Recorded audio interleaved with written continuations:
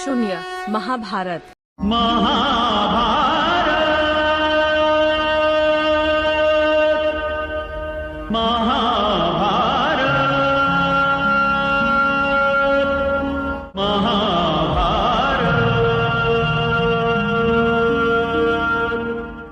भाग 3. द्रौपदीने कृष्णाकडे विस्मित मुद्रेनं पाहिले. म्हणजे कृष्णा, हा विवाह धर्मसंगत नाही. नाही द्रौपदी, हा विवाह धर्मसंगत नाही. मग काही वेळ शांत राहिल्यावर कृष्णानं विचारले, द्रौपदी, ज्या कर्णानं आधी पण जिंकला तो तुझा खरा पती असताना त्याला अवमानित करण्यास तुला सांगण्यात आले. तो कर्ण कोण आहे हे तुला माहित आहे? द्रौपदीच्या चेहऱ्यावर फक्त प्रश्नचिन्ह होते. कर्ण हा पहिला पांडव आहे सुभगे. तो कुंतीचा प्रथम पुत्र आहे. नाही कृष्णा. द्रौपदी गोंधळून गेली होती. होय द्रौपदी, कर्ण हा कुंतीपुत्र आहे, सूतपुत्र नव्हे. आणि द्रौपदी, जरी कर्ण सूतपुत्र असता तरी धर्माप्रमाणे तुला त्याचाच पती म्हणून स्वीकार करावा लागला असता. कारण स्वयंवराचा पण घोषित करताना हे स्वयंवर फक्त क्षत्रियांसाठीच आहे असे सांगण्यात आले नव्हते. अर्जुन तर ब्राह्मण म्हणून या स्वयंवरात सामील झाला होता. म्हणजे माझा फक्त वापरच करण्यात आला तर? द्रौपदी क्षणार्धात सारे काही समजून उद्गारले. अरे कृष्णा, पण तूही याबद्दल मला काहीच का म्हणाला नाहीस? जर पांडव एवढे अनितिमान होते तर तू तरी का त्यांची बाजू घेतलीस? का त्यांची बाजू घेऊन कुरुसभेत संधीचा प्रस्ताव घेऊन गेलास? का कृष्णा, तू हा अन्याय उघड्या डोळ्यांनी पाहिलास? कृष्णाने द्रौपदीचे आक्रंदन सहानुभूतीने ऐकून घेतले. द्रौपदी, तुझा जन्म यज्ञातून झाला. ज्या यज्ञातून तुझा जन्म झाला तो यज्ञच मुळात द्रोणाचार्यांच्या वधासाठी योग्य पुत्रास जन्म देण्यासाठी झाला होता. त्या यज्ञातून तुझाही जन्म झाला, अगदी अनपेक्षितपणे. पण द्रुपदाने तुझाही स्वीकार केला, कारण त्याला तू ही एखाद्या दिव्य शस्त्रासारखीच प्राप्त झाली होतीस. हे मंगले, द्रुपदाने तुझा विवाह अर्जुनाशी व्हावा असा निश्चय केला, कारण पांडव आणि कौरवातील हाड वैर एक दिवस युद्धात बदलणार याची त्याला खात्री होती. जर तुझा विवाह कर्णाशी होता तर एकटा द्रुपद कौरवांशी लढून द्रोणाचार्यास कसा वधू शकला असता?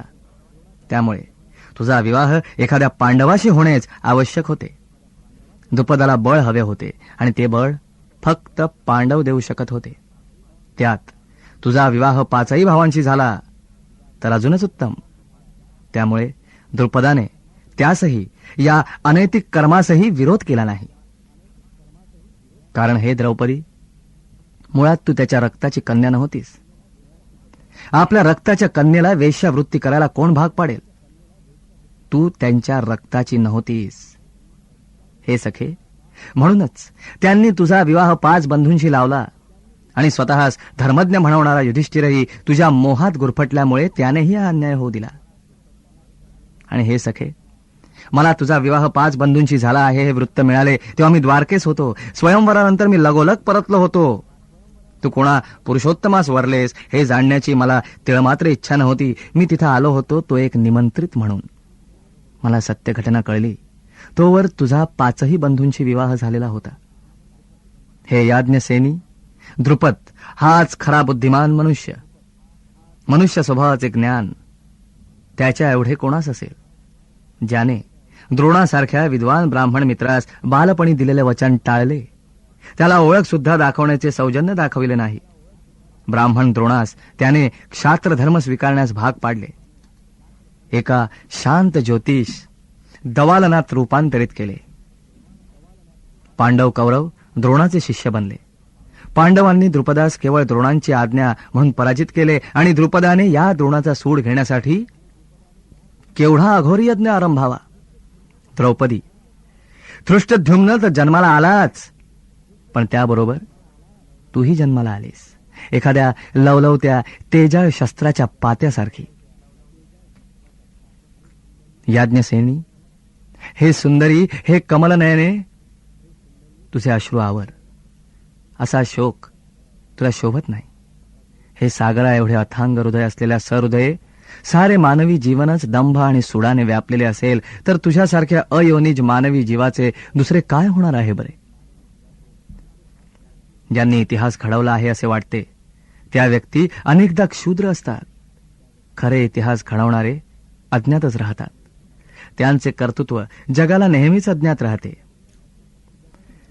द्रुपदाचे तसेच झाले आहे द्रौपदी. त्याचे कर्तृत्व अज्ञात राहिले आहे. तुझ्याही दृष्टीने, पांडवांच्या दृष्टीने आणि कौरवांच्या दृष्टीने. पांडव आणि कौरव परस्पर द्वेषाने आंधळे झाले आहेत. त्यांना हवे आहेत विनाशक, एक सर्वसंहारक युद्ध. होईलही हे युद्ध, पण हे सुभगे, कोणास मिळणार आहे अंतिम विजय? कोण भोगणार आहे या पृथ्वीचे राज्य? धर्मराज की दुर्योधन? कोण? कृष्ण या प्रश्नांवर शांत झाले. त्यांच्या कमल नयनातच काय तेवढे तेजाळ प्रश्नचिन्ह उरले. द्रौपदी अश्रुपात करत होती. जीवनातील नग्न सत्य जणू तिने प्रथमच पाहिले होते आणि त्या दर्शनानं ती भेदरून गेली होती. स्वतःचे अंतःकरण उकळण्याची आवश्यकता तिला कधी भासलीच नव्हती. ती सम्राट द्रुपदाची कन्या होती. विश्वात सर्वात बलशाली असलेल्या 5 पुरुषांची ती पत्नी होती. कधी काळी ती सम्राज्ञीही होती आणि ती पणावरही लावली गेली होती आणि अरण्यवासातील भयंकर वर्षेही तिने भोगली होती. एखाद्या शूद्र दाशीप्रमाणे वर्षभर सैरंध्रीची भूमिका निभावताना ती कामलोलूप कीचकाच्या विखारी नजरेनं होळपरून गेली होती. आपण एखाद्या श्रेष्ठ पतिव्रतेप्रमाणे आचरण करीत आहोत या अंधविश्वासाने ती आजवर जगत आली होती. 5ही पतींच्या भावनांची कदर करण्यात रात्रीची कृष्ण स्वप्ने धवलतेत परिवर्तित करण्याचा कसोशीनं यत्न केला होता. 5ही भावातील सुप्त असूया आणि विखाराची तीच एकमेव साक्षीदार होती. कारण ती 5ही भावांची शय्या सोबतीण होती आणि तरीही ती श्रेष्ठ पतिव्रता होती. कारण तिने ह्या 5ही बंधूंना एकाच व्यक्तीत रूपांतरित करून टाकले होते. एकच व्यक्ती नाही, हर रात्री वेगवेगळा पुरुष भासत, वेगवेगळे वर्तन करत, वेगवेगळ्या मागण्या करत. मग येथे ते 5 बंधू असले म्हणून काय झाले होते बरे? नियतीने तिला या विलक्षण कगारावर आणून ठेवले होते आणि तिने तिचे हे भाग्य स्वीकारले होते. तिचा चेहरा अविरत अश्रुपाताने भिजून गेला होता. तिने आपल्या वस्त्राच्या शेमल्याने स्वतःचा चेहरा पुसला. अंतःकरणात चिरवेदनेनं दाटून आलेला हुंदका गिळण्याचा असमर्थ प्रयत्न करीत तिने कृष्णाकडे अनिवार आशेनं पाहिले. जणू तिच्या साऱ्या समस्यांचा अंत करणारा देवपुरुष तिच्या समोर बसला होता आणि तो एका तेजाळ कटाक्षाने तिच्या अनंत समस्यांचा अंत करणार होता. कृष्णाला जणू तिचे हृदगत कळले. अपार करुणेनं त्या दयाघनाचे अंतःकरण व्याकुळ झाले. तो आपल्या आसनावरून उठला आणि आपल्या अपार अलिप्ततेस क्षणभर तिलांजली देऊन त्याने द्रौपदीस जवळ घेतले आणि घनकाळोखाच्या लाटांप्रमाणे हेलकावे घेणाऱ्या केशकलापावरून हात फिरवत तो म्हणाला, हे कृष्णे, हे सायंकाळची आभा जशी तशी काया असलेल्या लाडक्या भगिनी अशी व्यथित होऊ नकोस. या विश्वात पराकोटीचा अन्याय झाला अशी तू एकमेव स्त्री नाहीस. गोठलेले अनंत अश्रू आजही माझ्या काळजाच्या एका कोपऱ्यात थिजलेले आहेत. अनंत वेड्यापिशा वेदनांनी मी अलिप्तपणे आपल्या अंगा खांद्यावर वागवले आहे. हे लाडके, मनुष्या जर कधी आपण मनुष्य असण्याचा अर्थ समजला असता तर कदाचित या वेदनांना कधीच आराम मिळाला असता. पण अद्यापही केवढा अज्ञात आहे हा गहन आणि तेवढाच सोपा अर्थ भरे. हे याज्ञसेनी, फक्त थोडी अजून साहसी हो. थोडे दूर कर ग भ्रमांचे पडदे आणि पहा, तू श्रेष्ठच आहेस. कारण तू पचवले आहेस मानवी दंभाचे विष. तू सहन केला आहेस पराकोटीचा अन्याय. आणि प्रिय भगिनी, तू आहेस एखाद्या अनिवार्य जिज्ञासेने जीवन जगणाऱ्या तृणांकुराएवढीच जीवनोत्सुक.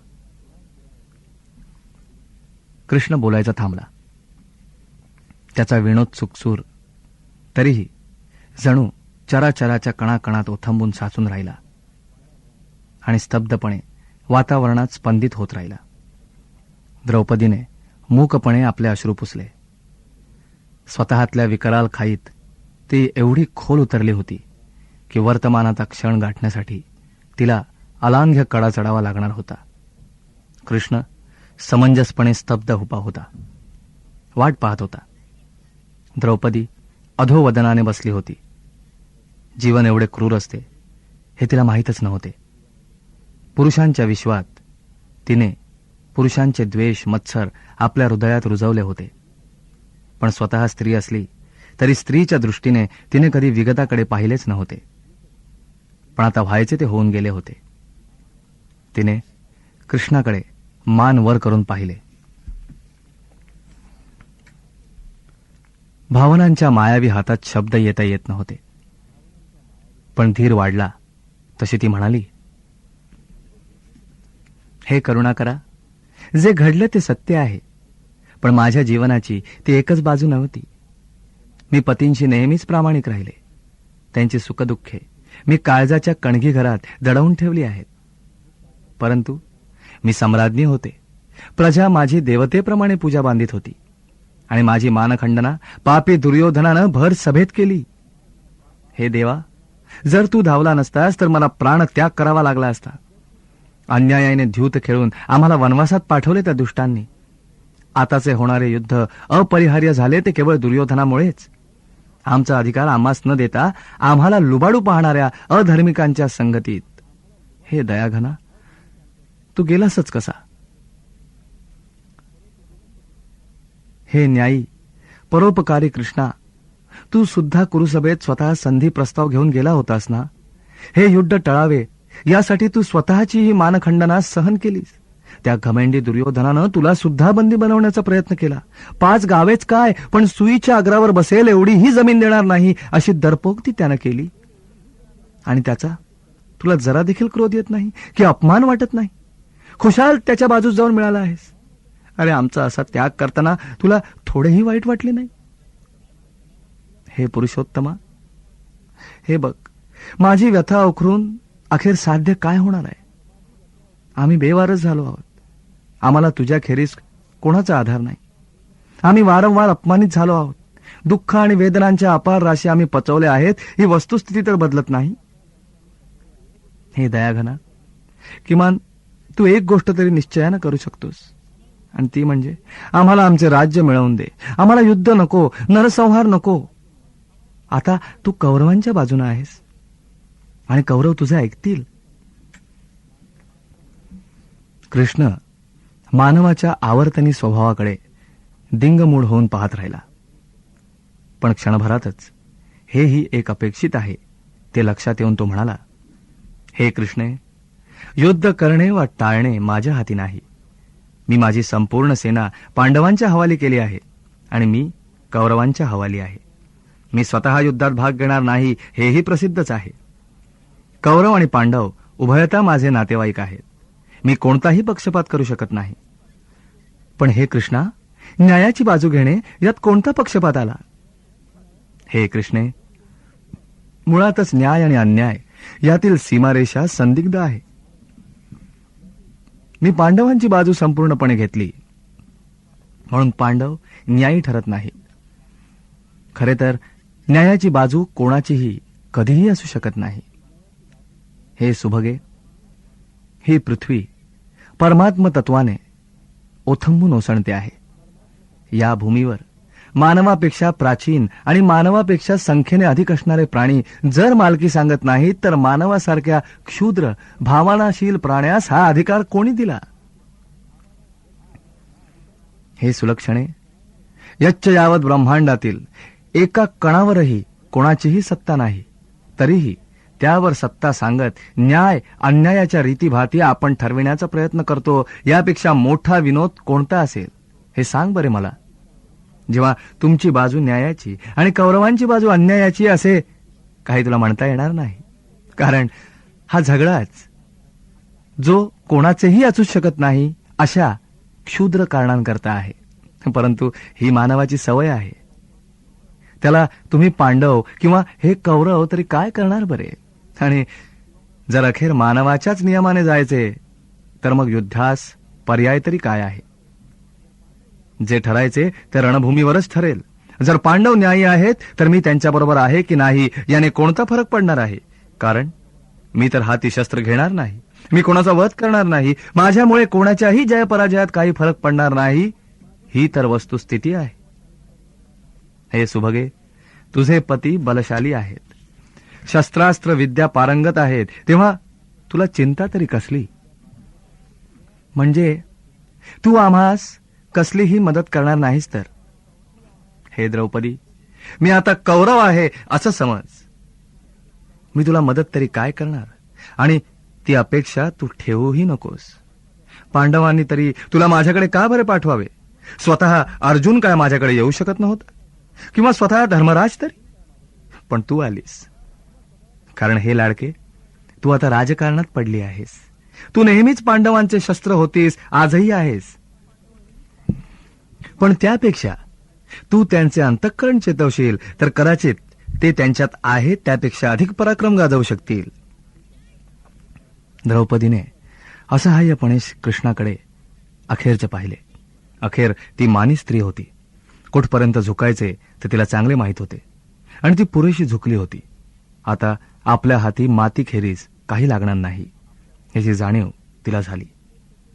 ती म्हणाली, जर तसेच होणार असेल तर त्याला इलाज तरी काय आहे?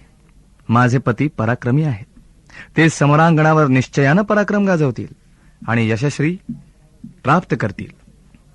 हे कृष्णा, तो तुझा पराभव असेल याच्याच मला अधिक यातना होत आहे. हरकत नाही द्रौपदी, मलाही तोच तर अनुभव घ्यायचा आहे.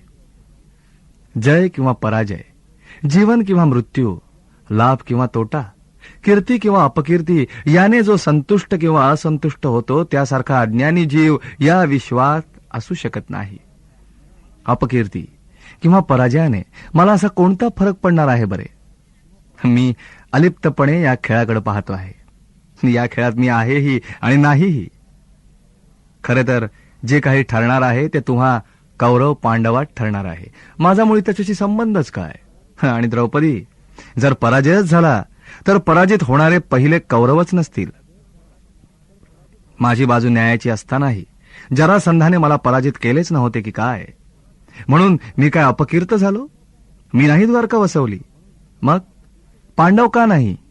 मग स्वतःचे राज्य निर्मू शकत? जे गमावले त्याची खंत करीत सुडाने प्रज्वलित राहणारे मानव कधीही श्रेष्ठ श्रेय प्राप्त करू शकत नाहीत. हे काय पांडवांना माझा एवढा सन्मान करूनही कळत नाही? जर अन्यायच घडला तर अन्याय होणारे पांडवच पहिले नसतील का? यापूर्वी कधी कोणावर अन्यायच झालेला नाही, म्हणून काय प्रत्येकाने शस्त्र उभारून एकामेकांवर तुटून पडायचे? आणि त्यातही जो जिंकतो तो काय न्यायीच असतो? आणि मृत्यू, हे याज्ञसेनी, जन्माला जो आला त्याला मृत्यू अटळ आहे. जर या युद्धात माझा मृत्यू झाला तर कदाचित मी प्रसिद्ध होईन, पण जर हाच मृत्यू अन्य कुठेतरी एखाद्या यक्कश्चित मनुष्याच्या हातून झाला तर, अपघाताने झाला तर, वृद्धापकाळाने मी मेलो तर? नाही कृष्णे, जे अटळच आहे त्याची चिंता क्षुद्र मनुष्य करतात, आणि जे टाळता येते ते टाळण्यासाठी मात्र कोणीच प्रयत्न करत नाही. पांडवांनी युद्ध टाळण्यासाठी प्रयत्न केला, पण कौरवांना आता युद्ध हवेच आहे. कारण हे याज्ञसेनी, संपूर्ण विनाश एक वेळ परवडला, पण चिंतित भयभीत जीवन नको असे कोणा मनुष्य प्राण्याला आज वाटत नाही बरे? कौरवांनाही तीच भीती वाटते. जोवर पांडव आहेत तोवर कौरव चिंतेतून मुक्त नाहीत, आणि जोवर कौरव आहेत तोवर पांडवही चिंतेतून मुक्त नाहीत. त्यामुळे आता भूतलावर दोहोंपैकी कोणीतरी एकच राहणार हे निश्चित आहे. यातून केवढाही भीषण विनाश घडू दे, सारा समाज उद्ध्वस्त होऊ दे, संस्कृती नष्ट होऊ दे, पण किमान जो कोणी उरेल तो स्वतःला यशस्वी नाही तर स्वतःला धर्मज्ञ तरी म्हणून घेईल. हे सुभगे, युद्ध अटळ आहे हे तू समजून चल. मी तुमच्या बाजूने असतो तर युद्ध अधिकच निश्चित होतं. विनाश निश्चित होता, आताही असे समज की विनाश निश्चित आहे. मग जर विनाशच होणार असेल तर उरणार तरी कोण शेवटी, कौरव किंवा पांडव? परंतु हे याज्ञसेनी, जर राज्य करायला प्रजाच उरली नाही तर, फक्त वृद्ध स्त्रिया आणि बालकेच या पृथ्वीतलावर उरली तर कोणत्या श्रेयाच्या प्राप्तीचे महती तुम्ही गाल किंवा कौरव गातील? हे प्रिय भगिनी, प्रजा असेल तर राज्य करण्यात मौज आहे, काही अर्थ आहे. प्रजेशिवाय राज्य कधी अस्तित्वात येऊ तरी शकते काय? आणि समजा, कौरव न्यायी तर कौरव जिंकणार, पांडव न्यायी तर पांडव जिंकणार, हे मान्य केले तरी सुलक्षणे, मला एक सांग, या युद्धात जे सैनिक मरणार आहेत त्यांच्या आत्म्यांवर, प्राणांवर तुझा किंवा कौरवांचा काय अधिकार आहे बरे? कारण या युद्धात जे सामान्य सैनिक सामील आहेत ते काही आत्म्याशी चर्चा करून नव्हे की कोण प्रामाणिक, कोण न्यायी आणि कोण अप्रामाणिक आणि कोण अन्यायी आहेत ते त्यांनी ठरवावे. ते तर पोठार्थी सैनिक, फक्त पोट भरले की संपले. पण हे सुभगे, ते अखेर तुझ्यासारखेच हाडा मांसाचे मनुष्य जीव आहेत. हे खरे की कदाचित त्यांना तुझ्या एवढी बुद्धी नसेल, ते भीम अर्जुना एवढे पराक्रमी नसतील, पण शेवटी भीमार्जुनही अशाच सैनिकांच्या जीवावर प्रबळ होतात. पण जेवढा भीमात प्राण आहे, जेवढा अर्जुनात प्राण आहे, तेवढाच प्राण काय सामान्य सैनिकात नाही? त्यांच्या निष्ठा काही नाण्यांच्या मोबदल्यात खरीदल्या म्हणजे त्यांचे प्राण काय तुमचे झाले? नाही द्रौपदी, हा अन्याय शतकानुशतके झाला आहे, पुढेही होईल. मनुष्य निर्बुद्ध असला म्हणून काय त्याच्या प्राणांचे मूल्य संपले? हे द्रौपदी, त्यांच्या प्राणांचे तेवढेच मूल्य आहे जेवढे तुझे आहे, माझे आहे. हे आक्रंदणाऱ्या हृदया, का आक्रंदन करते आहेस बरे? का तुझ्या नेत्रातून सतत अश्रुधार वाहतो आहे बरे? रडू नकोस. हे पांचाली, आक्रंदू नकोस. भाग 3 समाप्त होत आहे.